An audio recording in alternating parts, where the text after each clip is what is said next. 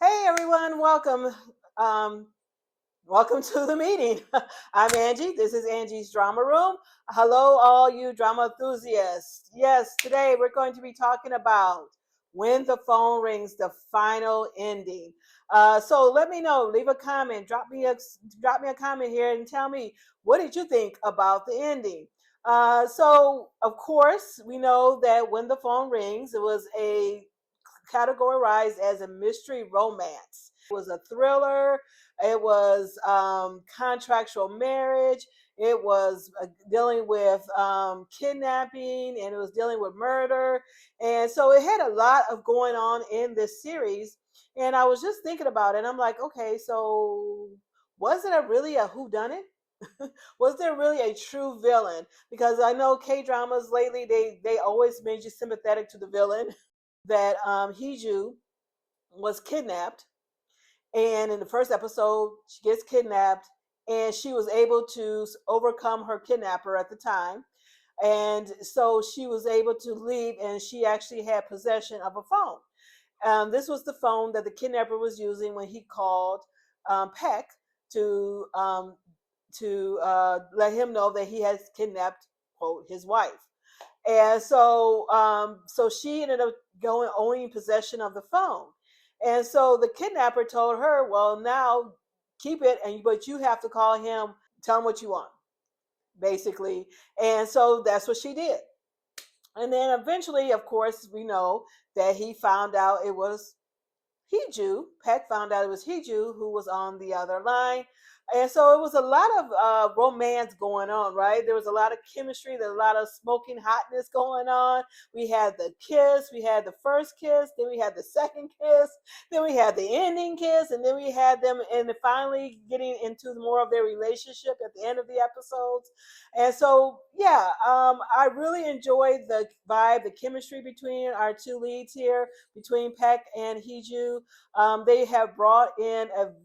It's amazing how this K drama kind of restored my faith in K dramas. And they waited until the end of the year to give it to us. This was on Netflix, but some Netflix shows also wasn't the best either. But however, this one was actually pretty good, and I really enjoyed it. Yes, there were problematic scenes. Yes, there is some things that just didn't make sense. And I noticed that a lot of things left some loose ends untied.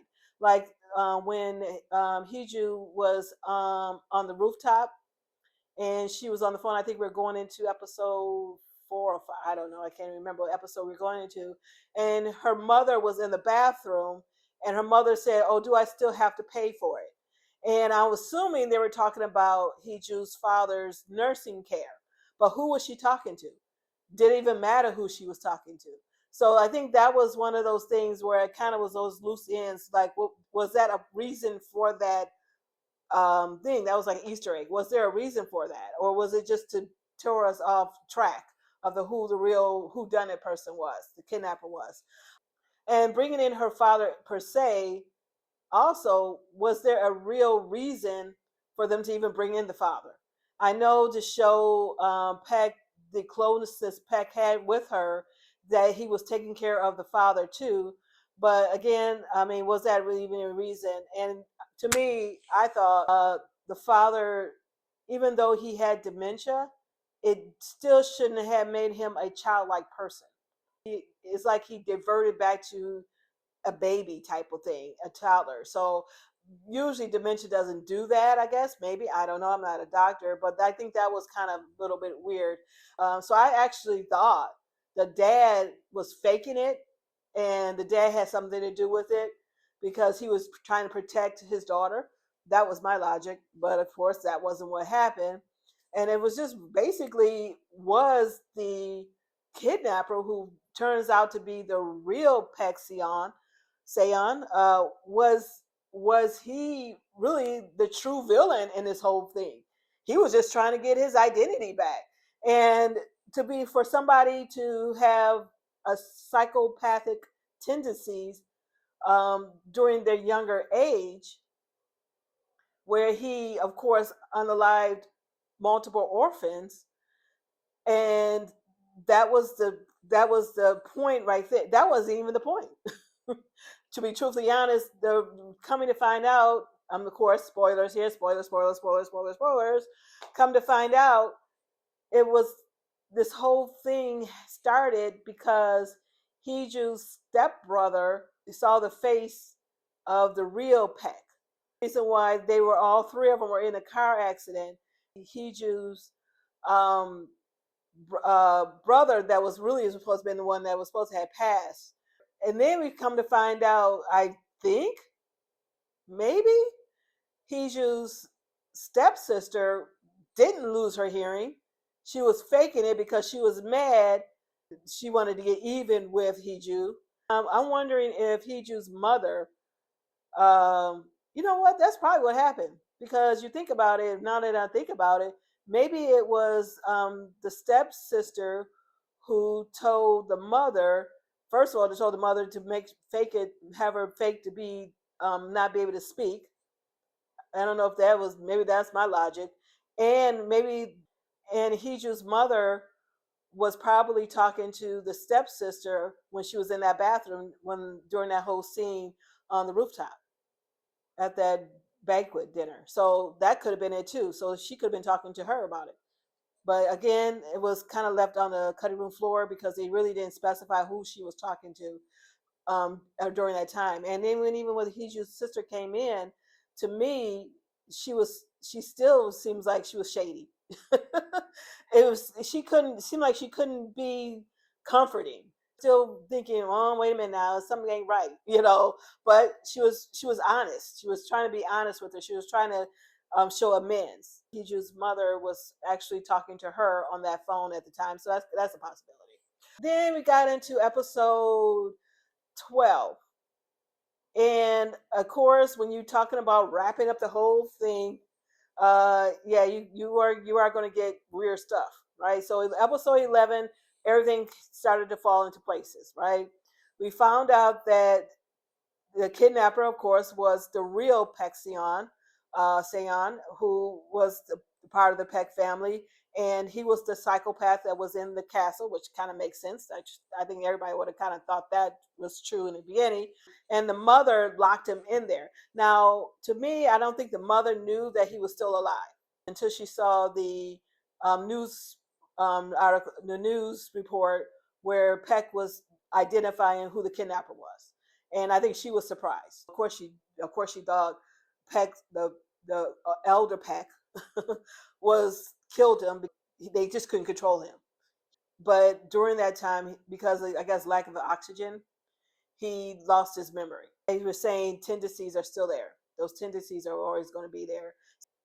He became misunderstood during his older years. So when he found out, I think that's the reason why it started 3 years after he got into the contractual marriage with Hiju, because I think he just remembered who he was, and that the fake Peck was took over his identity. So I think that's kind of how we got another thing. We had identity swaps.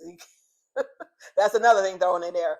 But all in all, I look. I know a lot of scenes were problematic. There was a lot of holes in the plot. There was a lot of unanswered questions. But all in all, this was one of the better K dramas of the year. Even though I did like Lovely Runner, even Lovely Runner had their issues, and it wasn't, to me, Lovely Runner. It wasn't the best, but however, it was still entertaining. But this one, it kind of entertained both ends on the thing. They gave us a mystery. It wasn't as deep as you wanted to be, but it gave us a mystery and it gave us the romance. And the chemistry vibe between our leads was on fire. It was on point. To find out if they really were going to get together, because I want to know, because they were very touchy feely, as you want to say. They're very touchy feely on screen and off. Yeah, the first kiss, they were saying, hey, the director said kiss, not like suck her face, or eat her. I mean, because Paxton was all up in it. But I'm telling you guys, if you have not watched When the Phone Rings, I highly recommend it. You may not take my word for it. A lot of people may not have liked it. The 12th episode, the wrap up of the 12th episode, it really didn't make sense. The fact that she wouldn't have necessarily would have gotten a passport or visa to go into a war zone territory. I'm not going to go into the controversy. That's not the point I'm going to make. I'm just saying the scene itself. But they, to be truthfully honest, they would never have let her go there, whether the reporter had connections or not. She gets kidnapped again while she was in this Argonne, I guess they called it. That's what they call the country, Argonne. And she got kidnapped again there, and then Peck had to come and save her. And I guess Peck went there just so that way he can atone for his family's sins on the Heju's family. And the whole mystery of him wanting to know what was said going out of the 11th episode, at the end of the 11th episode, going into the 12th episode, or was it? No, it was coming out of the 10th episode because we had to wait a whole week later to find out what was said. So yeah, it was coming out of the 10th episode of what Peck Sion said to the fake Peck, and only thing he said was what we already knew. His grandfather or father, now that we found out that he is really a Peck, was the one who caused the killing of Heju's little brother because Heju's little brother saw my face. So he felt remorse, and knowing Heju already knew it, but yet he still had to. He felt like he needed to atone for the sins of his family. He put himself in a uncomfortable, dangerous situation, and I guess if he comes out of it alive, I guess he was saying that I'm ready to come back to you. It wrapped up really nicely at the end. Hiju's dreams had become reality. It was a beautiful wrap up. We found out that the other person on the line that was directing the real Peck was Park. Park was the fake Peck's right hand man, and a lot of people on social was already pinpointed that from episode 1. And I'm assuming because there was no way of knowing that unless, of course, a lot of things I've been on social. They were talking about they read the book, and I said so they were kind of sliding that in, but they probably already read the book. And for people who didn't read the book, I would never have thought he was the one that had anything. And technically, the only thing he really did, well, which was bad, he pushed Hiju over the whatever that lookout points was, and she survived. So he ended up going to jail for that and inciting kidnapping. He thought that Pexion, the fake Pexion, was the real Pexion that killed his twin during the time they were in orphanage. So that's the reason why he sought him out and got close to him, because somehow he found out that he was the one that was in this match and he was the one who was doing these psychopathic killings. And so, well, not the fake Peck, but the real Peck, but he was using Peck's name. And so he thought he was the one. And being by his side, he kind of didn't think that he could be the one because he just doesn't seem like the person to do that. The kidnapper Peck, um, he was doing stuff on his own, and that's the reason why I thought somebody else was leading him. But apparently, he was just doing stuff on his own anyway because he just didn't want to feel like left out, like the first bombing on that second episode, or going into the third episode. I don't remember that was him. And he actually didn't do not much else. A lot of this thing after the fourth episode or so, it was just between Peck and Hiju, and their relationship developing over the phone first, and then more developing into their relationship, and then here and there we were getting more of what the kidnapper was doing behind the back. And of course we found out, of course, it was all because of Peck. But kidnapping Hiju in the beginning, I don't think it really had anything to do with the plot. It was just something to catch us. because kidnapping Hiju really wasn't an issue later on down the line. And somebody said she must have like 9 lives. Because yeah, she she was coming out of a situation. She was like, I'm fitting for myself. But anyway, tell me, let's leave a comment. What did you think about the ending? How did you feel about how it ended? Or just tell me about the whole series yourself. Did you really did was it just enjoyable as I thought it was? I would give it an A all the way across the board.